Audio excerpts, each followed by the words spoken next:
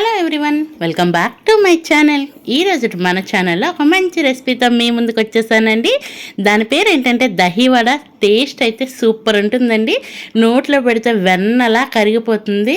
చాలా సింపుల్గా చేసుకోవచ్చు. మీరు ఫస్ట్ టైం చేసినా కానీ చాలా పర్ఫెక్ట్గా వస్తుంది. రెసిపీ అయితే ఫుల్గా చూసేయండి, ఎక్కడ స్కిప్ చేయకుండా. ఇక రెసిపీ స్టార్ట్ చేసుకుందాం.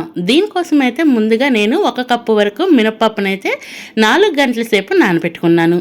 4 గంటల తర్వాత చూస్తే పప్పు ఈ విధంగా నాని ఉంటుందండి. ఇలా నాని ఉన్న పప్పులో నుంచి నీళ్ళనంతటిని తీసుకొని 1 పప్పును మాత్రమే గ్రైండ్ చేసుకోండి. గ్రైండర్లోనైనా వేసుకోవచ్చు, మిక్సీ జార్లోనైనా వేసుకోవచ్చు. ఇంకొకటి ఏంటంటే మిక్సీ గ్రైండ్ చేసుకునే ముందు కొంచెం నీళ్ళను ఫస్ట్ వేసుకొని అప్పుడు పప్పును వేసుకోండి. నెక్స్ట్ అవసరమైనంత నీళ్ళని, చల్ల నీళ్ళు, ఐస్ వాటర్ ఉంటుంది కదండి, ఐస్ వాటర్ వేసుకొని మినపప్పును రుబ్బుకుంటే మనకి కలర్ మంచిగా వస్తుంది. అలాగే రుబ్బినప్పుడే ఉప్పుని సరిపడా, టేస్ట్కి సరిపడా సాల్ట్ని కూడా వేసుకోండి. వేసుకొని ఈ విధంగా అయితే మెత్తగా రుబ్బేసుకోండి. కొంచెం బరకగా ఉండాలి, మరీ స్మూత్గా కాకుండా. అలా రుబ్బుకున్న దాన్ని ఒక దాంట్లోకి తీసుకోండి.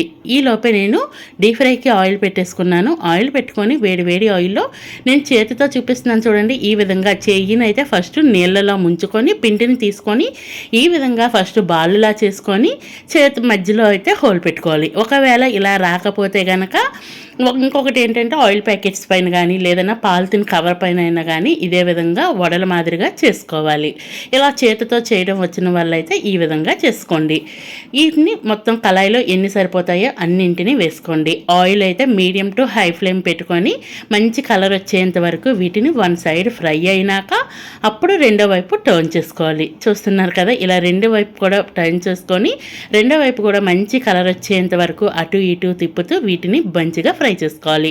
ఈలోపైతే మీకు చిన్న రిక్వెస్ట్ అండి, మన ఛానల్ ఎంతవరకు ఎవరైనా సబ్స్క్రైబ్ చేయకుండా చూస్తే ప్లీజ్ అండి సబ్స్క్రైబ్ చేయండి. వీడియో నచ్చితే లైక్ చేయండి.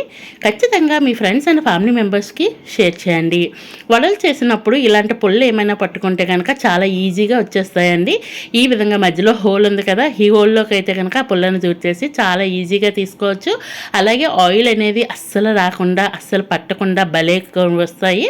ఇలా ఈసారి ఎప్పుడైనా ఈ స్టిక్స్ ఉంటే స్టిక్స్తోని ట్రై చేయండి. ఇలా అన్నింటినీ వడలు రెడీ చేసుకొని పక్కన పెట్టేయండి.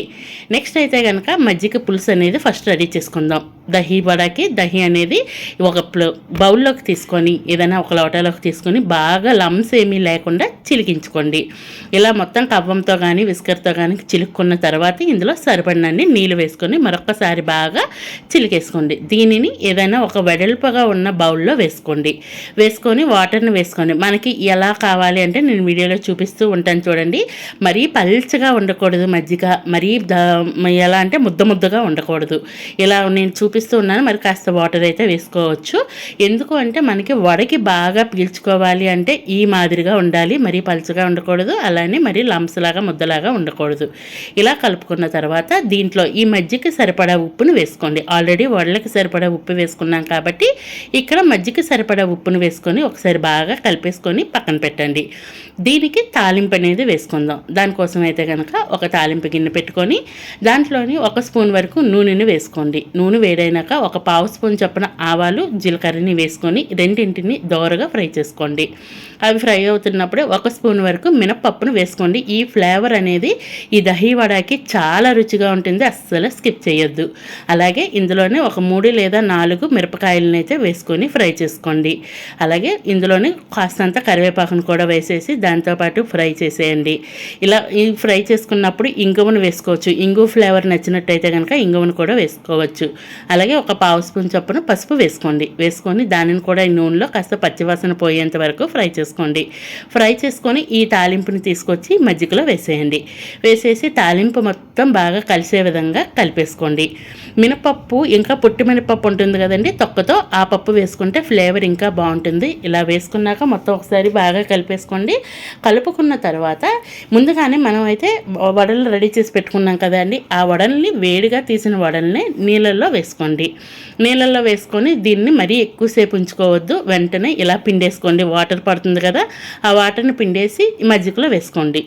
ఇది ఒక పద్ధతి కదా. ఇలా వాటర్లో లేకుండా మజ్జిగలో కూడా డైరెక్ట్గా వేసుకోవచ్చు. అప్పుడు ఏంటంటే మజ్జిగ అనేది కాస్త ఎక్కువగా వేసుకోవాలి, ఎందుకంటే ఆ వడికి మొత్తం మజ్జిగే కదా పీల్చుకుంటుంది. కానీ టేస్ట్ అయితే చాలా బాగుంటుంది. నేను అలా కొన్ని వేసాను, ఈ విధంగా వాటర్లో వేసి కొన్ని వేసుకున్నాను.